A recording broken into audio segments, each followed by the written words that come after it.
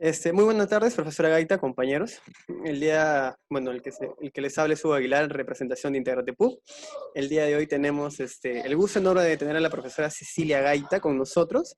Le estaremos entrevistando por el formato ya conocido de entrevista a tu profe. ¿Qué tal, profesora Gaita? Muy buenas tardes. Buenas tardes. De parte de Integrate queremos agradecerle por su presencia y le damos pasos a que se pueda presentar como usted mayor lo prefiera. Bueno, mi nombre es Cecilia Gaita, soy profesora del Departamento de Ciencias de la Pontificia Universidad Católica. En particular, estoy adscrita a la sección Matemáticas. Tengo ya enseñando en la universidad varios años, más o menos 20 años enseñando desde que empecé. Estudié matemáticas en el pregrado y luego hice una maestría también en matemáticas en la Universidad Católica y luego he hecho un doctorado en didáctica de la matemática en la Universidad de Valladolid, en España. Y doy clases en estudios generales de ciencias, básicamente, y también en una maestría que se llama Maestría en Enseñanza de las Matemáticas. Y por lo general también me piden que dé clases en unidades que crean. Cada vez que van a crear alguna carrera nueva, me suelen pedir que participe en el diseño del curso de matemáticas que esa carrera va a tener. Por ejemplo, hace unos años me pidieron, junto con otro profesor más, que diseñemos el curso de matemáticas para los chicos que estudiaban gastronomía. El año pasado nos pidieron que diseñemos el curso para los chicos de turismo y hotelería. Y hace unos años nos pidieron también que reestructuremos el curso de matemáticas para los chicos de estudios generales letras, y ahí es que apareció este curso que ahora se llama Matemáticas Básicas, y escribimos un libro para ellos también, que se llama Matemáticas para no matemáticos. Entonces, cada vez que van a empezar así alguna experiencia donde quieren que la matemática se vea quizá de una manera un poquito distinta o aplicada, tengo la suerte que me llaman para poder participar. Vaya, o sea, usted es al parecer la encargada de todos los cursos de matemática de la universidad. No, de todos no. Yo creo que de las carreras donde creen que los chicos tienen aversión por las matemáticas. Entonces, cuando, por ejemplo, ¿no? En letras, antes, hace algunos años, ya quizá hace 15 años, todos los chicos de letras llevaban la misma matemática, todos, excepto los economistas que siempre llevaban una matemática distinta, ¿no? Pero si Lo que iban es a matemática para economistas. gestión, o en ese entonces existía la carrera de administración, ¿no? O si ibas a derecho, todos llevaban la misma matemática. Y entonces el decano de ese entonces, el profesor Fidel Tubino, con el coordinador, con el director de estudios, que en ese entonces era Julio del Valle, que ahora es el decano de letras, nos llamaron y nos pidieron que repensáramos eso, y entonces ahí fue como se separaron los chicos que iban, por ejemplo, a derecho, psicología, ¿no? Sociología, ellos llevaban una matemática. Los que iban a gestión y a contabilidad llevaban otra. Y los que iban a economía, otra, ¿no? Entonces ahí es donde empezó toda esta separación. Y de nosotros nos encargaron el de las matemáticas para aquellos chicos que no les gustaba para nada las matemáticas. Para esos cursos es que me suelen llamar, que O sea, para usted ver si encuentra podemos la hacer algún forma, milagro. claro, usted encuentra la forma de hacer las matemáticas más interesantes o más accesibles para las personas que les resulta complicado, por así decirlo. Es la esperanza, ¿no? Ojalá que eso resulte así al final, pero intentamos.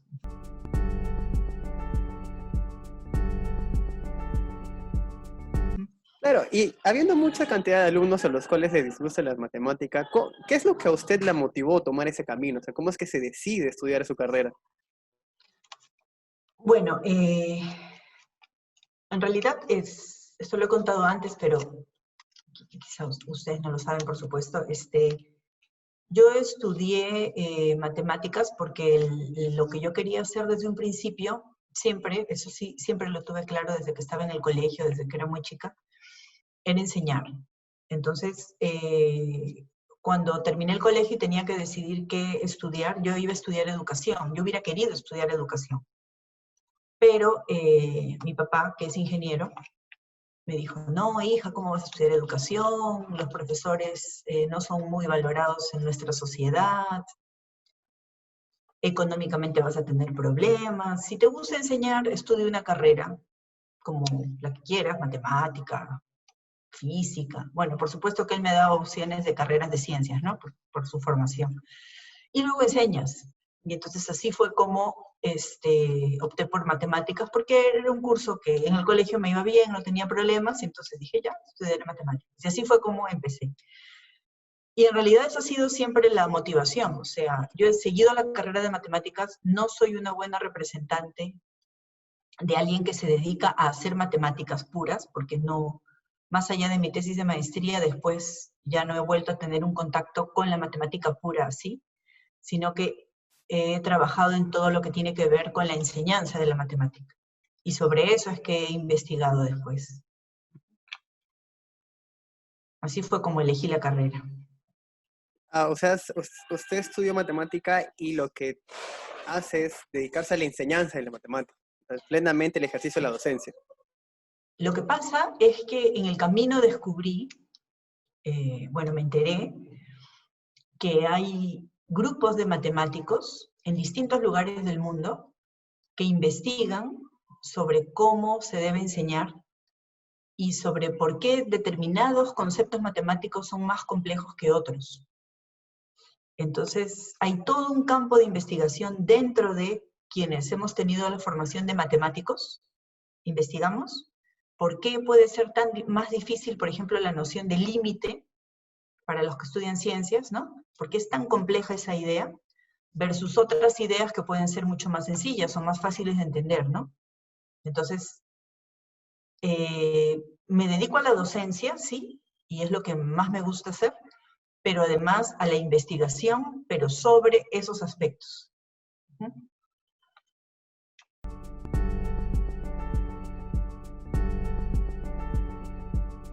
Es Así es. bastante interesante, profesora. Y aquí que estamos conversando,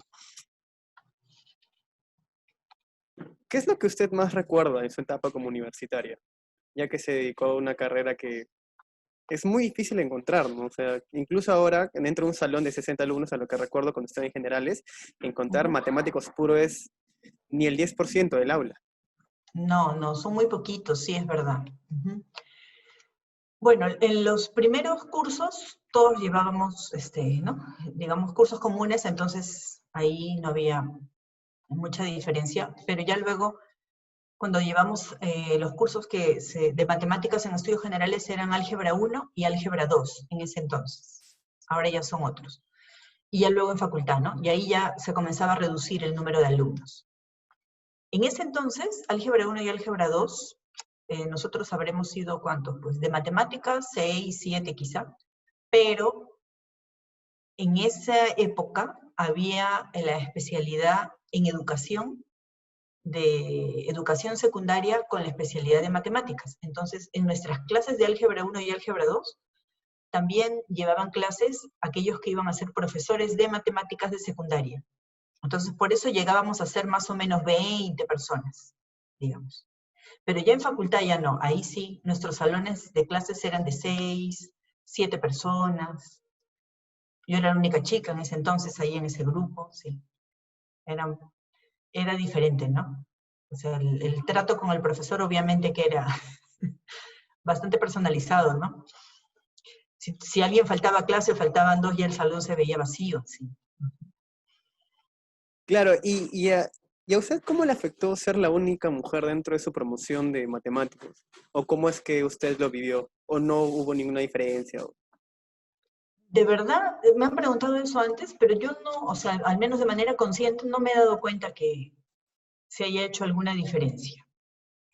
Felizmente nunca tuve un profesor machista, así que por ser mujer pensara que no debía estar ahí o hubiera hecho algún comentario. No, felizmente no. Fue normal, sí, o sea, con mis compañeros de clase todo bien, ¿no? Éramos tan poquitos, nos hicimos muy amigos y también tenía, obviamente, amistades que venían desde Estudios Generales Ciencias, ¿no? Ahí tenía Claro. amigas Claro, era la única forma porque Porque en la facultad ya era bastante complicado. sí, y mantenía, ¿no? Mantuvimos esa amistad también con los otros chicos que ya estudiaban ingeniería, ¿no? Ingeniería electrónica, ingeniería industrial, ¿no? Ahí tenía amigas y amigos también, ¿no? Fue tranquilo, fue una experiencia, eh, estuvo bien esa época, sí.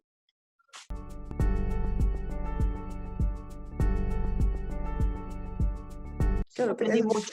es bastante bueno escuchar eso, porque incluso ahora en pleno siglo XX se escuchan comentarios bastante machistas, ¿no? Sobre que las carreras de ingeniería no son para las mujeres, que ellas deben dedicarse a otra cosa. Entonces, que usted me diga que en su época le haya pasado tranquilo es bastante reconfortante.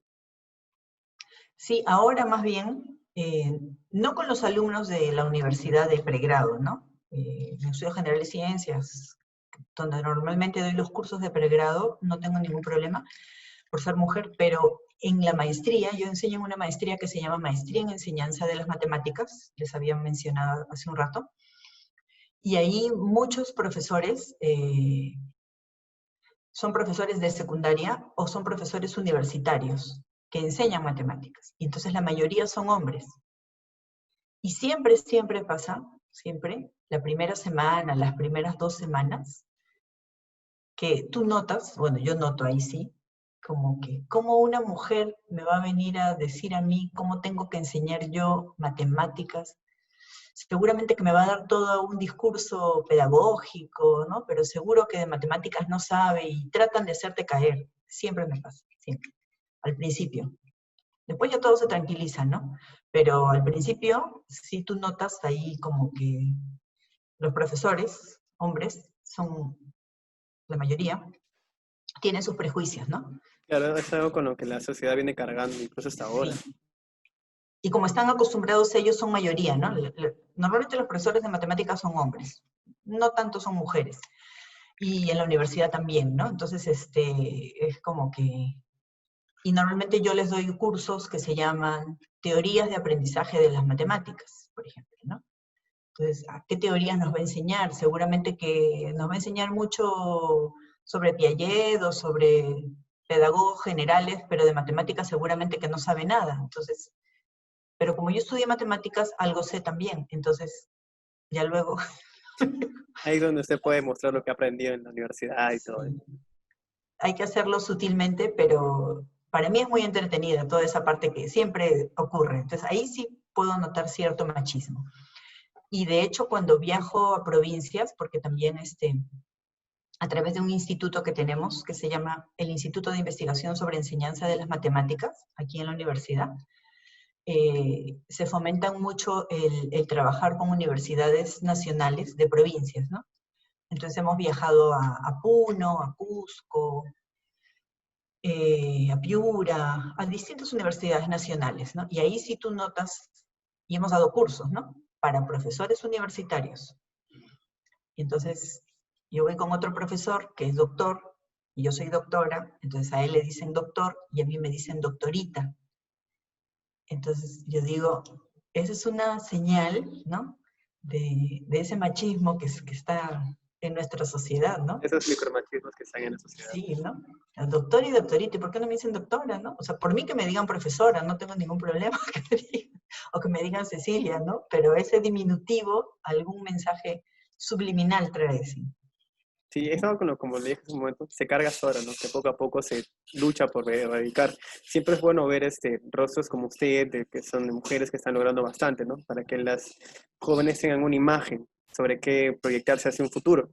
Y eso es algo que nos parece bastante bueno aquí en la universidad y nos alegramos mucho de tener.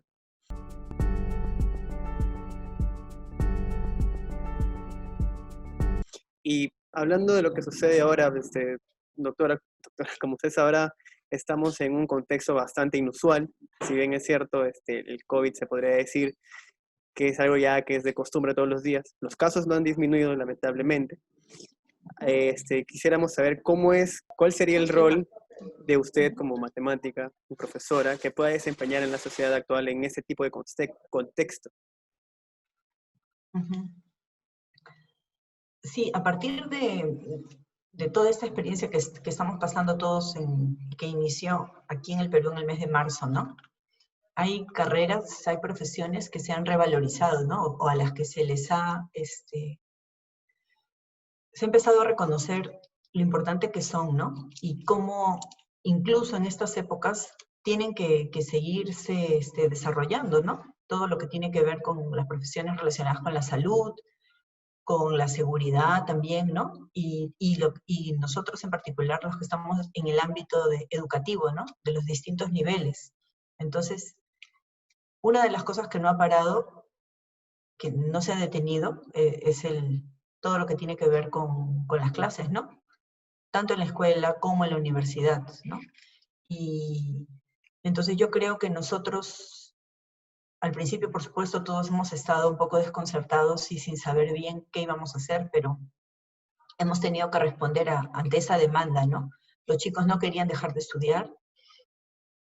La universidad estuvo a la altura también, porque desde un principio dijo, vamos a salir adelante, ¿no?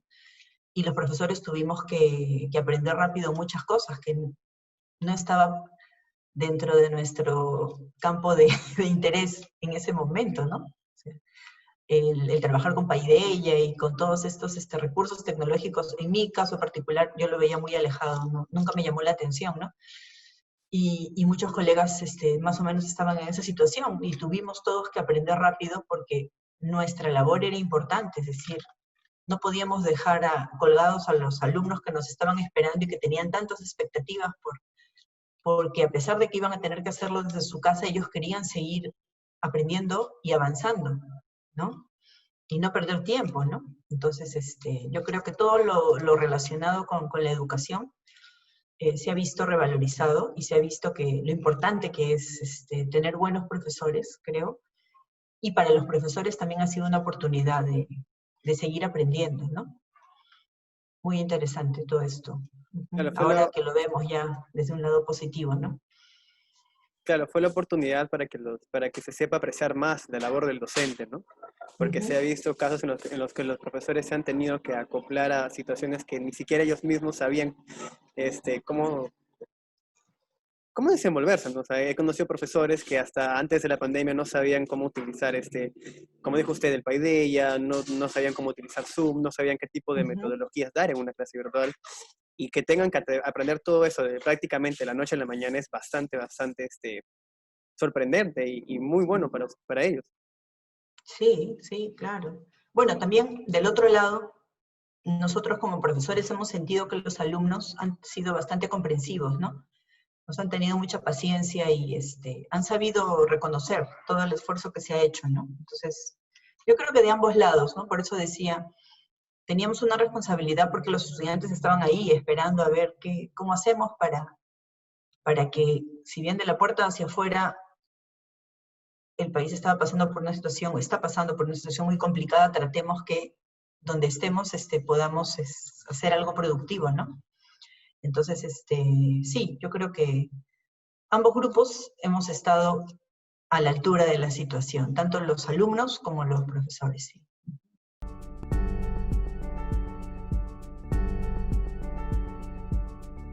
Claro, profesora, usted dictó el siglo pasado, ¿cierto?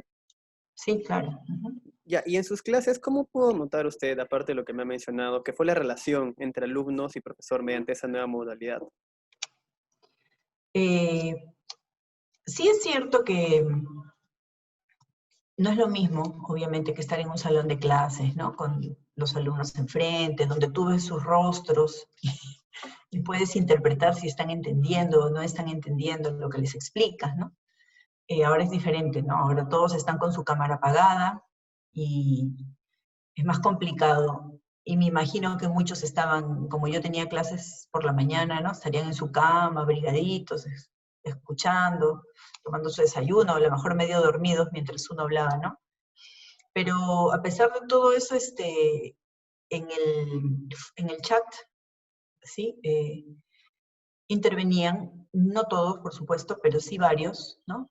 Seguían la explicación, lanzaban sus preguntas, entonces se ha generado otro tipo de interacción durante la clase, pero también después, o sea, como creo que he recibido el semestre pasado más correos que juntos que todos los que había recibido antes, ¿no? Porque Por correo sí, no por foro, ¿ah? El foro creo que no ha sido una herramienta que les ha gustado. A mí tampoco, pero a los alumnos tampoco creo.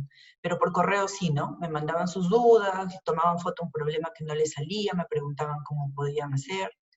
Ha habido mucha comunicación a través del correo con los estudiantes. Y luego también algunos solicitaban asesoría, entonces yo creo que ha cambiado un poco la forma de intercambiar, ¿no? De interactuar, pero luego los resultados de las evaluaciones y algunos alumnos que suelen ser bastante comunicativos después, me han escrito correos agradeciendo, ¿no? El trabajo, la dedicación, no sé, entonces como que antes al final, la última clase, ¿no? Se acercaba un grupo y te pedía un selfie, ¿no? Ahora más bien ha sido a través de correos más personalizados que han escrito, ¿no? Cómo se han sentido durante el semestre. Y en general creo que el balance es positivo, felizmente, ¿no? Vamos a tratar de hacerlo mejor este ciclo, pero porque ya más o menos todos sabemos, hemos tenido una experiencia, entonces trataremos de mejorar, ¿no?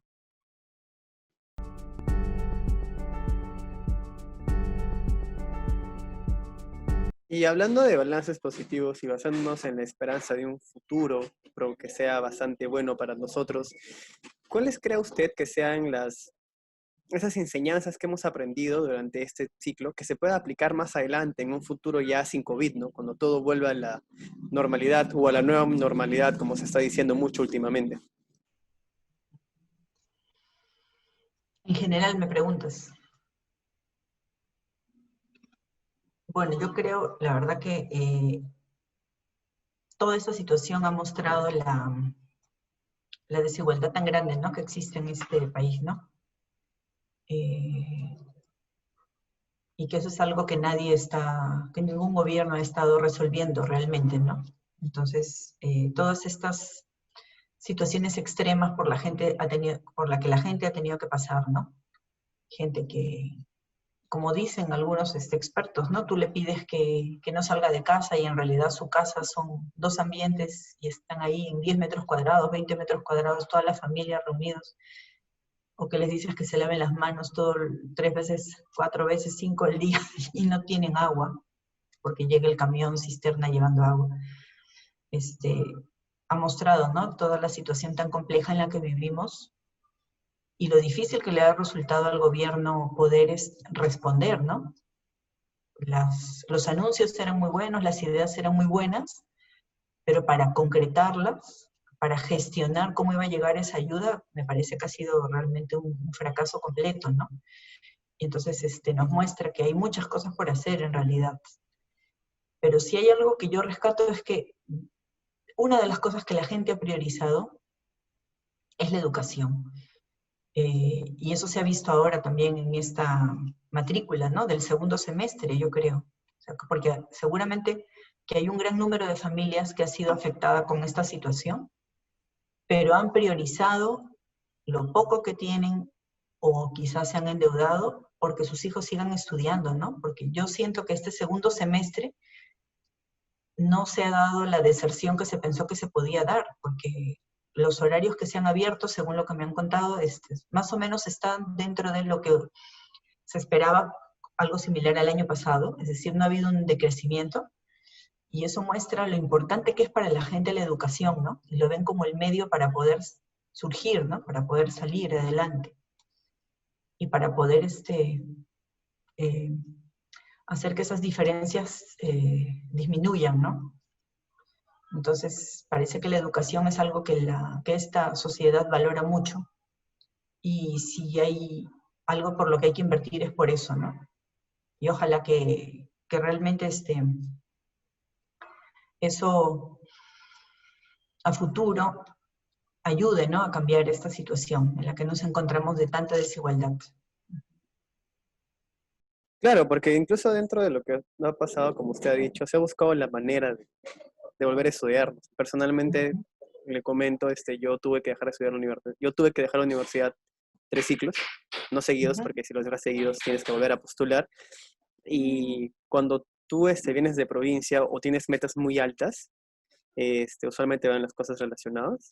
siempre buscas la forma, porque sabes y tienes muy en claro que la educación es la única forma en la que puedes salir adelante, tanto para ti y las futuras generaciones que quieras o no traer. Ujú. Es cierto, sí, pues sí, sí. Al menos esa es una característica del Perú, ¿no?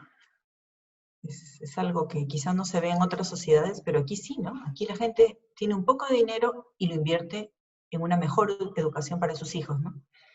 O no tiene dinero y se endeuda para que sus hijos puedan estudiar, ¿no? Entonces es, es algo realmente para mí admirable, ¿no? Sí, Es un sacrificio bastante, que a la larga te trae bastantes frutos, ¿no? Pero es lo que así piensas es. en un futuro bastante mejor.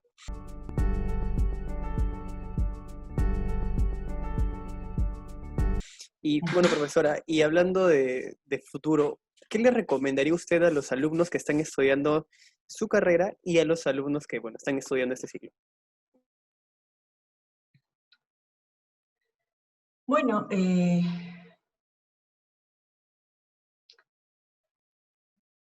no sé si se puede ver algo positivo en esta situación, ¿no? Pero creo que la mayoría está teniendo la oportunidad de poder concentrarse más en sus estudios, ¿no? Aquellos que no tienen que trabajar felizmente están en casa, están concentrados, no tienen tantas distracciones y entonces pueden aprovechar mejor las clases que van a tener, los cursos que van a llevar, pueden dedicarse más.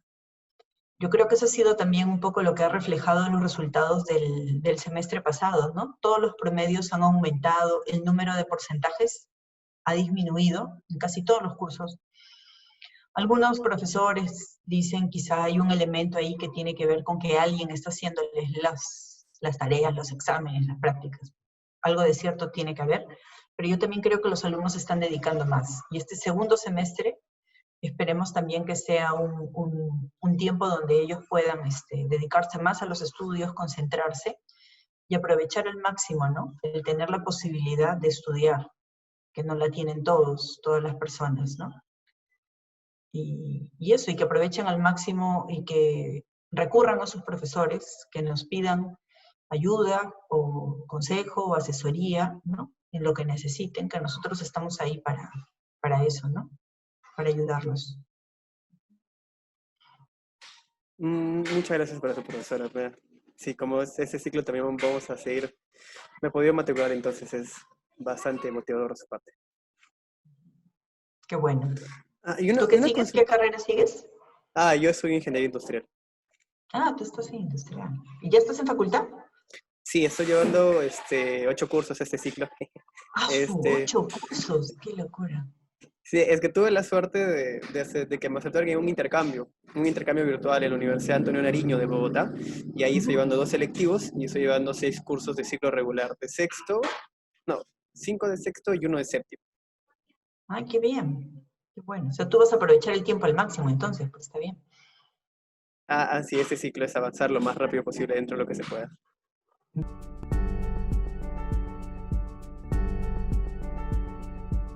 Ujú.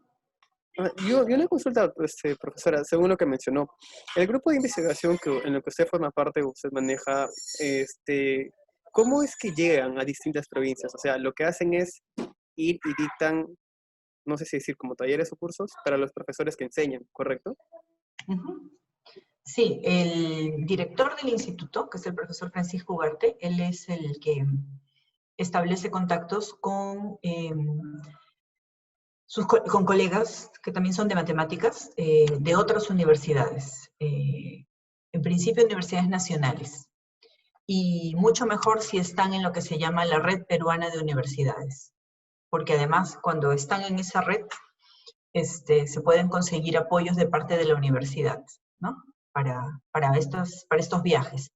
Entonces, se coordina, se ve qué necesidades tienen en esta universidad en particular, ¿no? Los profesores que enseñan matemáticas ahí, ¿no? ¿Qué aspectos quieren discutir? Y entonces se pide a alguno de los miembros del instituto, del IREM, del Instituto de Investigación, que se llama IREM, eh, se les pide que elaboren un taller, una conferencia, ¿no? Depende, pueden ser varias actividades, y luego se les invita para que viajen a esta universidad.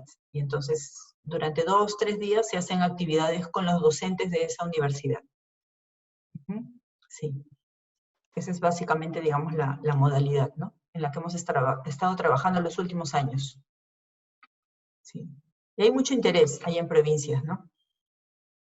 Sí, porque justamente eso le iba a comentar. Me parece muy, muy bueno que trabajen con universidades nacionales, porque lo que se busca en un futuro es tener una educación de calidad nacional, ¿no? O sea, porque eso de que hay una diferencia tan abismal entre universidades nacionales y privadas, no me parece justo para una sociedad que busca construirse y mejorar un futuro, ¿no? Porque como lo mencionamos hace unos momentos, es muchísimo, muy, muy bueno invertir en una educación. Y si el Estado te da una buena educación, ¿por qué no? O sea, pero como hemos visto, nuestro sistema de educación, valga la redundancia, tiene bastantes deficiencias. Sí, hay Entonces, mucha diferencia, claro. sí. Entonces, eso me llamó la atención, me parecía bastante bueno, muy, muy, muy bueno ese acuerdo. Sí, sí, y quizás ahora que todo se está haciendo de esta manera virtual podamos llegar a más lugares, ¿no? Que antes era un poco complicado movilizarte a varios sitios a la vez, pero vamos a tener que diseñar actividades quizá que involucren a varias universidades del interior del país a la vez, ¿no? Y hacer y seguir haciendo ese tipo de cursos, talleres, sí. Pero Ha siempre sido hay que toda una buscar el lado oportunidad, ¿no? positivo. Claro, claro. Sí, claro, claro que sí. Así como tú estás llevando tus cursos de intercambio sin tener que ir hasta Colombia, ¿no? Sí, sí, me dieron la bienvenida ayer y me dijeron Ajá. que cuando todo pase me están esperando allá. Bueno, pero está bien, ¿no? Entonces, así es, igual, ¿no?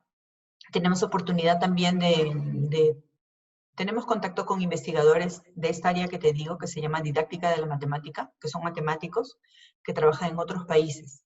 Entonces también ya aprovechando, muchos de ellos iban a venir este año, teníamos viajes previstos cada mes casi de invitados internacionales, pero todo eso se suspendió, ¿no? Pero entonces ahora se ha convertido en el formato de las videoconferencias y entonces puede participar más gente, ¿no? Se hace la invitación a más personas y entonces ya desde distintos lugares pueden conectarse, ¿no? A esta reunión. Entonces hay que ver el lado positivo de habernos obligado a utilizar todos estos recursos. Claro, siempre viendo el lado positivo de las cosas. Sí. Bueno, profesora, en serio, muchas, muchas gracias por la entrevista. Ha sido bastante gratificante y muy amable de su parte por aceptarnos este pequeño tiempo a nosotros los integrantes. Muy bien, que les vaya muy bien. Cuídate, Hugo. Ya nos vemos. Un Igualmente, gusto. profesora, muchas gracias. Chao.